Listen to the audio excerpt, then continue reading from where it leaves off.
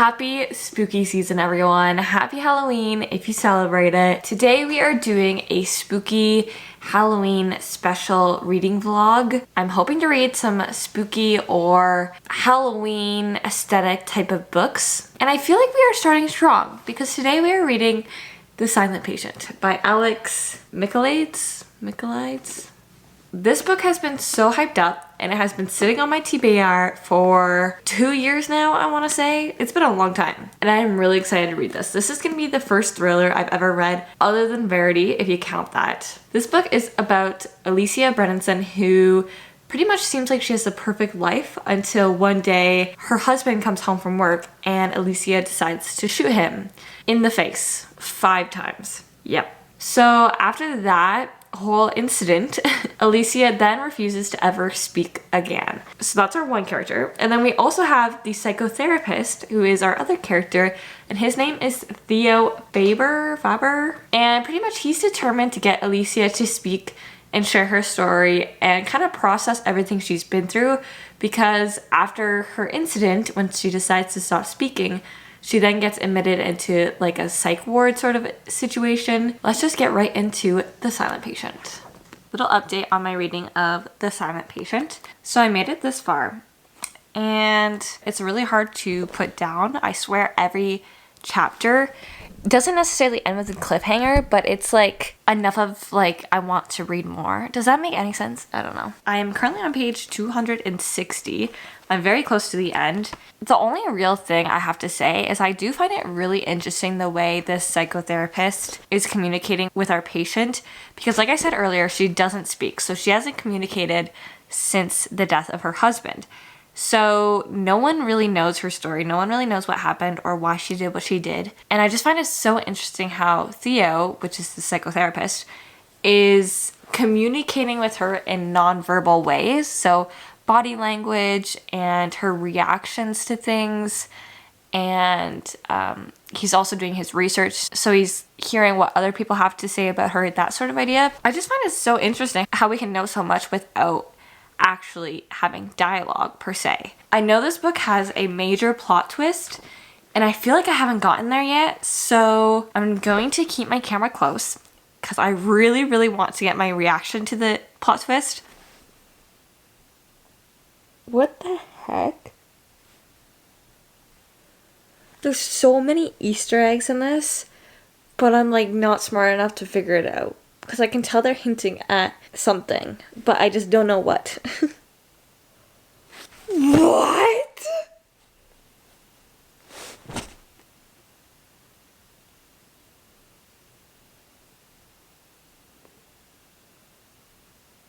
All I have to say, I get it now. I can't believe I just read that. It all makes so much sense now. Oh my god. I just made it to part 5. I just read the plot twist. Oh my god. Oh my god.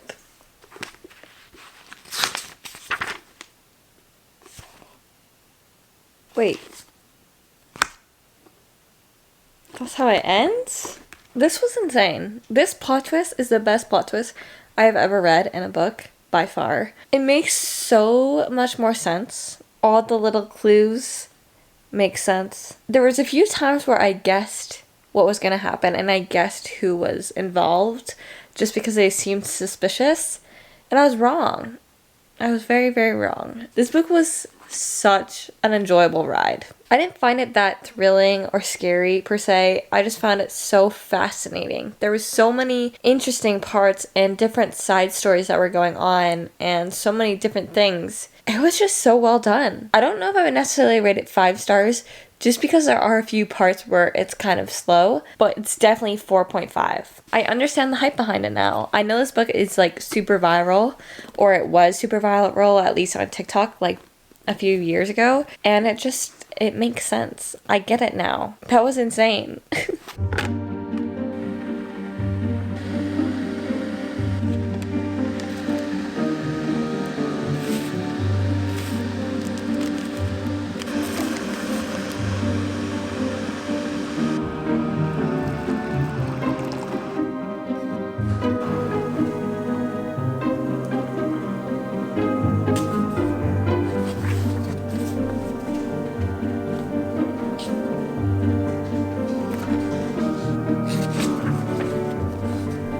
I'm sorry if you can hear the fireplace in the background, but it's really cozy, so I'm not turning it off. I have started reading the xhex by Erin Sterling. I actually started this last night and I think I got like 50-ish pages in. I'm now up to page 90. This is actually Mom and I's book club pick for October, so I'm really leaving it to the last minute to read this. So this book is about Vivi and Reese. This book starts off 9 years earlier when Viv and Reese broke up and she was really upset and mad at him, and so she pretty much cursed him with really bad luck.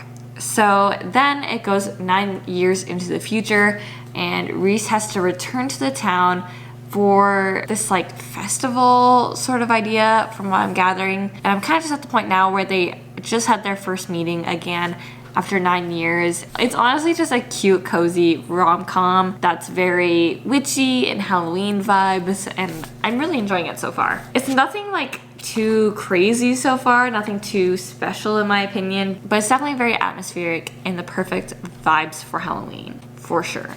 It's time for a little reading update. So I'm almost done the xhex. I am so close to being done it. I am on page 300 just about, and I think there's only 308 pages. I haven't updated you guys much on this book, so my apologies. How am I feeling? I don't love it. And I feel kind of like bad saying that because I was like really wanting to like this book simply for the vibes, simply because it's Halloween and I want to get into the Halloween mindset and feel like cozy and fall vibes. And honestly, this book is delivering all of that. But for some reason, I don't know if I'm just not in the mood for it or what.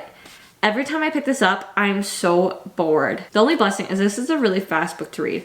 So every time I sit down, I'm like, Jess, just read 50 pages and then you can go read something else. Read 50 pages, you can go read something else. I'm going to pull through and I am going to finish this, but I just don't love it.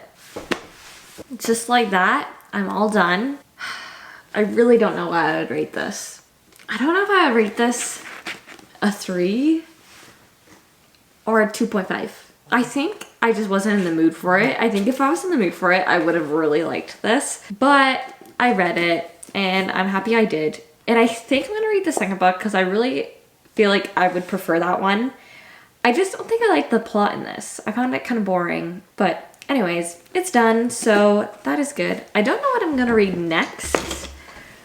Maybe I'll read Stalking Jack the Ripper. That sounds really good. Or I also have a graphic novel called Fangs that I really wanted to read before Halloween. But first I'm going to update my Goodreads. So it's been a little while and I've let myself digest the xhex a little bit, but I think it's time to start my next read. So I've decided I'm going to read Stalking Jack the Ripper by Carrie Maniscalco. This is Carrie Maniscalco's debut novel, I believe, and I'm really looking forward to it. I don't really know what this book is about. Oh, here, I'll just read the back real quick. He murdered women in cold blood. He terrorized an entire city. He taunted those of us who hunted him down. But despite all these horrors, in the end, I could not deny it. I was the girl who loved the Ripper. That really gave no insight on what this book is about, but I'm really looking forward to seeing what it is about, and I will let you guys know once I kind of get into it a little bit. Oh, there's like little diagrams in this. Isn't that cool?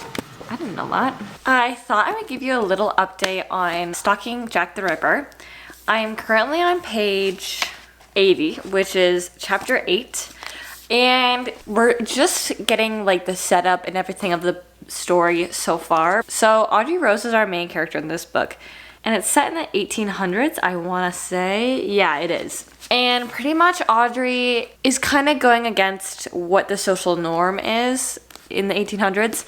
And she wants to know more about anatomy and science and all of those types of things. Her uncle is a forensic analysis, I guess, dude, something like that. And so Audrey is an apprentice for him. I don't really understand yet where the Stalking Jack the Ripper part is coming from. Like, I don't really know where Jack the Ripper is in this yet. But I think we're starting to get introduced to that like shortly here. I will say this book is reminding me a lot of Anatomy of Love Story. It's very similar vibes. This one's set in Edinburgh, this one's set in London. They're both like doing autopsies, and that way they both really remind me of each other. They're also definitely women who are going against the social norm in these books. And I really liked that book, so I'm not surprised that I'm liking this one so far. But it's definitely kind of slow. Like, it's not, you don't get right into it. Definitely a lot of build up, and I'm guessing a lot of it will make sense once we figure out the mystery. But right now I'm just like, why do we need this information?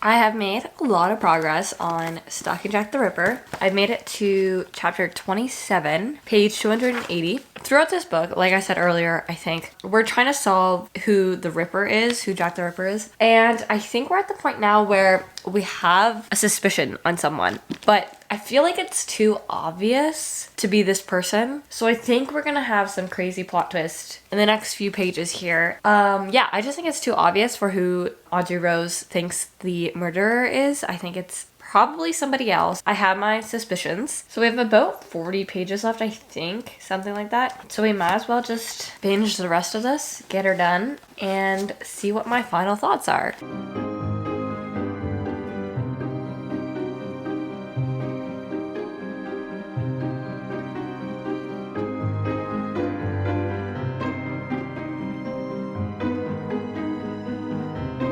I knew it. I knew this was who the Ripper was. Okay, guys. I finished reading Stalking Jack the Ripper by Carrie Maniscalco, and I think I'm gonna rate this 3 stars. I was debating between giving it 3 and 4 because I like the premise, I like the idea of the book, but I do think it just got a little slow at times. There wasn't really too much going on, but I will say I really liked the main characters. I liked the relationship that developed. And I'm also interested to see how the relationship develops more in the next books. So I do think I'm going to continue the series. The next one is Hunting Prince Dracula, I think. But yeah, I don't really have a whole lot else to say. I did enjoy it. It's just not like something that's going to be super memorable in my opinion. I think that's all I really have to say about this.